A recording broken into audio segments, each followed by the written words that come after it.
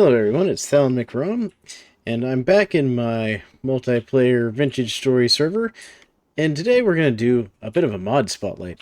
So there's this mod we've been using on the server, and I thought I'd give everybody a little bit of a rundown on how this mod works and what it does. And the mod that we're going to be talking about here is the butchery mod here, and I'll show you all that.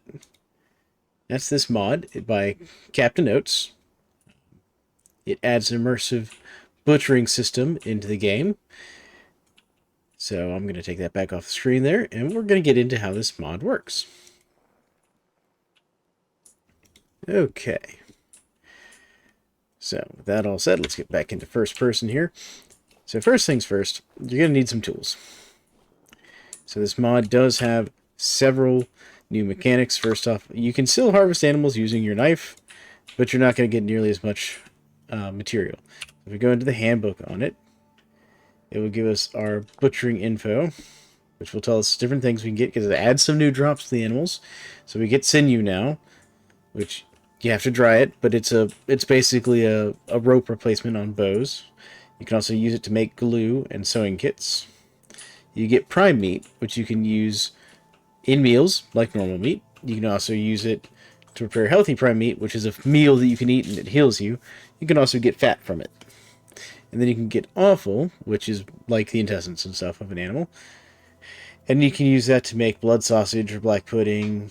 And you also get blood, which you can use in making bread doughs and soups and things. And of course, we get the rawhide, which we can use to make glue. And we also get bone napping, where we can use bones to make arrowheads. Specifically, it's called hard bones, if I remember correctly. Now, unfortunately, we've got a temporal storm coming in right now, so we're going to have to make a little cut here, and I'll bring you back after the storm. Okay, folks, we're back after the temporal storm. Rift activity is still high, so we may still get interrupted by some drifters. I also took the opportunity to go ahead and kill an animal for the rest of this discussion. So, as I was saying, let's go into our butchering guide. So, how do I butcher? Well, I can already see the bow torn starting to come back over there. But anyways, so you need any knife. I happen to have an iron knife for this, a skinning hook, and a butchery table.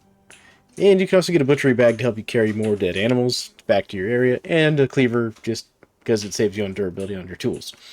So when you kill a creature, you'll get a corpse. We'll show you what that looks like. I have killed this chicken. We now have a dead chicken, and it also has good weight, so like you can still get the whole like low weight, decent weight, good weight thing. And then what we're going to do is we're going to take this chicken, because it goes in your inventory slot. Now, if it was a larger animal, like a pig or a deer, it actually takes a backpack slot. So we'd have to remove one of our backpacks, and then we could carry the dead larger animal. So, it's one of the things to know. And each animal you're carrying does slow you down a little bit on your overland speed. So now we hang our dead animal from this hook. And we're going to get a little wooden bucket and put it under it. Now, as I said, you can do this in the Stone Age. You do not have to have the bucket. So let's go back into the guide. So we need a butchering table, and you got two options. You got hold on. Let's start with primitive, which is some logs and some stones, and then a knife, an axe, and some flint. And that'll make you the primitive butchering table. It only gives you 80% of the animal drop. Now, once you get into the Copper Age, you can make one out of copper or tin bronze. You have to have copper plates, but like the tools can be bronze or whatever, or copper.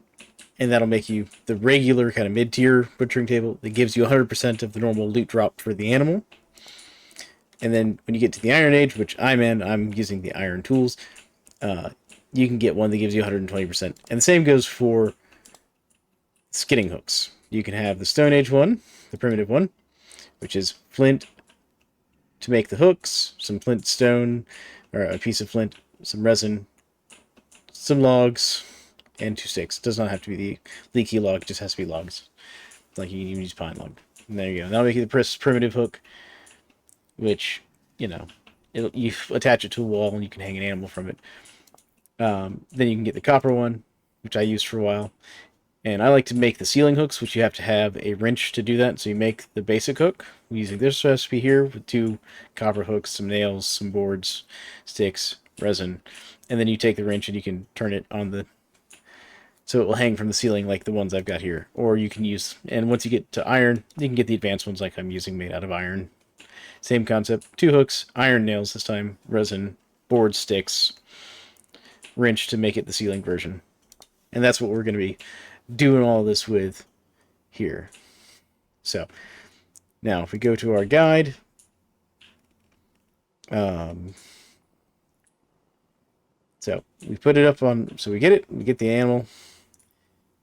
You can get open and get on a small fraction. I think it's like 20% if you do butcher it with a knife, by the way, on the ground when you have this mod in place. But so we've put it on our skinning hook, and now we're going to skin the chicken, in this case. And that's going to give us the feathers. Look at that. From that one chicken, I got 18 feathers because I have the advanced skinning hook. And I've also got some, like, basically I've got the same benefit that the hunters have right now. They're like extra drops. So now you can see it's got another, it's basically got to hang here for 2 in-game hours, or roughly, depending on your server settings. In this case, I'm using the default settings for day length, so it's 2 minutes. The chicken's got to sit here, and it's going to drip blood into the bucket.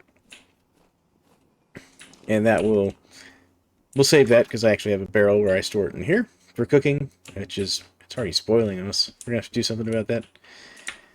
But anyways, we're going to have to cook all that up. And you can use it to make various things.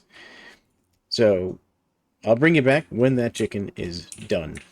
Okay, folks, we're back, and our chicken is finished bleeding out, and you'll notice it generated 1 liter of blood, which I'm just going to put this bucket in storage here. I'm not going to put it in the barrel because the barrel's already spoiling, so we're going to have to do something with that. But now we're going to take our chicken, and we're going to put it on our advanced butchering table. There it is. There's the chicken. We're going to get our butcher's cleaver, and we're just going to look here at the butcher's table, kind of in the middle. You'll see it says, you know, with nothing in your hand to take the creature from the table, or with a knife or a butcher's cleaver, butcher the creature. And you'll just hold down right click. And there we go. We got 3 pieces of poultry from that chicken. And we got a small carcass. So let's put away our cleaver. There we go. And I'm going to go put our food here in storage. But that's it. That's the mod. It's super cool. It's very handy. I like it a lot, personally. Where's my wife storing this? There we go. It's a great mod. Very enjoyable. It really brings a nice immersive feel to the animal processing. And just makes hunting feel better. And once you kind of get everything set up with all the advanced tools, it is a nice little bonus on getting like your feathers, your hides, and everything. And I just wanted to do a short video on a mod spotlight today. I thought everyone would like to know about it. It's one of the mods we're using on our community server. I'm probably going to be doing a few more of these, talking about some of the other cool mods we're using. And as a preview, I'm going to show you that we're using the Seraph leveling mod. You can kind of see the stuff about that in my chat here, but I'll do a separate video on that one, because that one's been a lot of fun, too. So thank you all for joining me. This has been Thound McRom playing on my vanilla, on my modded multiplayer server, doing a little mod spotlight on the butchery mod that we're using, that one of my players suggested. And another shout out to the mod maker, CaptainOats. It's an awesome mod. Love it. Great work on it. So thank you all for joining me. And if you like this content, make sure to like and subscribe and follow me and be notified when I release more of these videos. I'm going to be doing some more of these mod, videos in the future, taking a look at some of the mods I like, some of the ones you use. So keep an eye out for those. And if you really want to support the channel, go over to my Patreon, join my Patreon. Gets you paid access to my paid servers, or you can also join the Discord and hang out with my community. So you all have a great one, and we'll catch you next time.